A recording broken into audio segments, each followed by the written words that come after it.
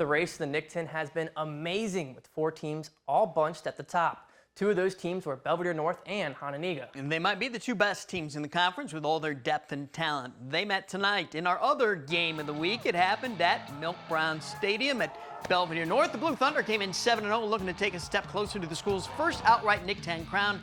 Hononegah came in with that forfeit loss on its record. Indians trying to pull even with North.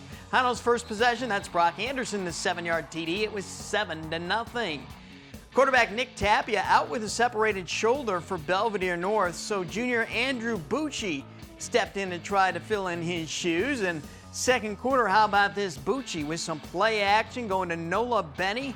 He's got it. Benny thinks he's got a touchdown, but they ruled he stepped out at the 3. Moments later, it's Bucci, the young quarterback, who plows in for the 3-yard touchdown.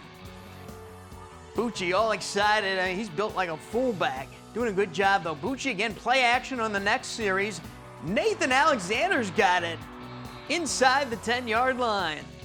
From there, it's going to be Bucci again, powering in there through the middle for another touchdown. He says that's touchdown number 2. It was 13-6 North. Bucci not done. Third quarter. He's going to pick up TD number 3 as Belvidere North was in command, up 19-7. But Hononegah came back with 2 fourth-quarter TDs, including 1 in the final minute by Dominic Kelly. Hononegah wins the game 22-19. Let's talk a little bit about this game. Tim joining us with his thoughts here. This was a defensive grind-out game that we predicted last week. Hononegah scored only 7 points through 3 quarters. They got 2 touchdowns in the fourth quarter to pull out the win. All credit to the Indians for the comeback. What did you see from the Indians there in crunch time? In crunch time, you just really saw their will to win. They never quit. You know, those kids never quit. Coaches didn't quit on the kids. They just continue to play together as a unit, and I think that's why they came out with this victory tonight. They really willed themselves to this victory. They really played really well in the actual second half. First half, you had some question marks, but they came out, made their adjustments, and that's one reason why they made, you know, that big step to get that big W up on the board tonight.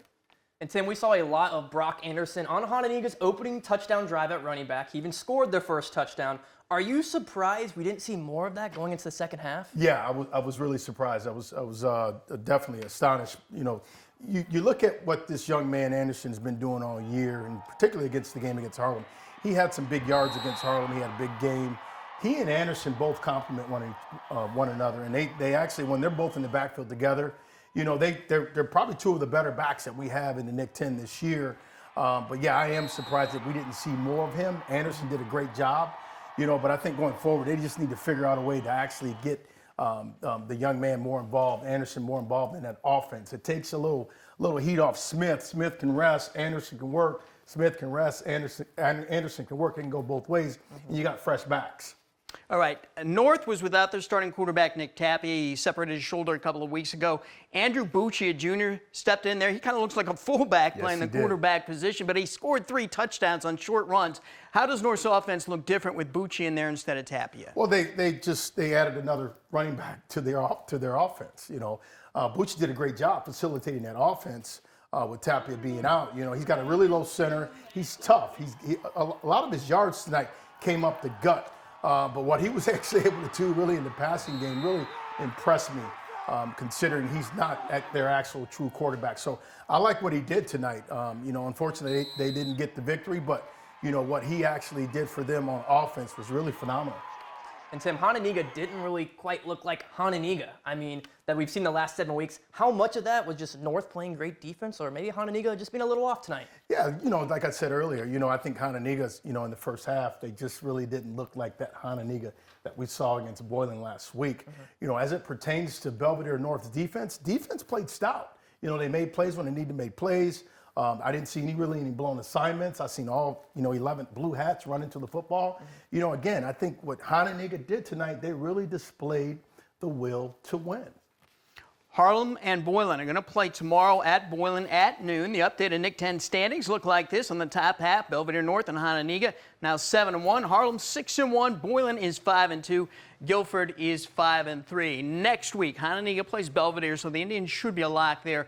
North plays at Harlem. Anything jump out about that matchup there, Tim? You know, This game could go really either way. You know, Harlem's really playing really good right now. Belvidere North is coming off this really sour loss against Hononegah. You know, but, you know, they're well coached. I think they're going to rise to the occasion. I think it's going to be a well-fought game. I think we're going to see a similar game as we saw tonight. I think it's going to really come down to the wire, and it's not really going to be a high-scoring game. I mean, you got two great proficient offenses in both Belvidere North and Harlem. You got a great defense of Belvidere North, but Harlem, you know, that was a big question mark from Harlem all year, is how well is their defense? So, you know, I think this game can go either way, but I think it's going to be a well-fought game. Folks, if you want more from Tim on Nick 10 football, check out the Bailey Pod. You can find it on YouTube. His guest this week is Matt Trowbridge from the Rockford Register-Star. They'll discuss the Nick 10. All right. Thank you, Tim. And we're going to have our Appreciate it. spotlight story on Jefferson's LaShawn Gathright coming up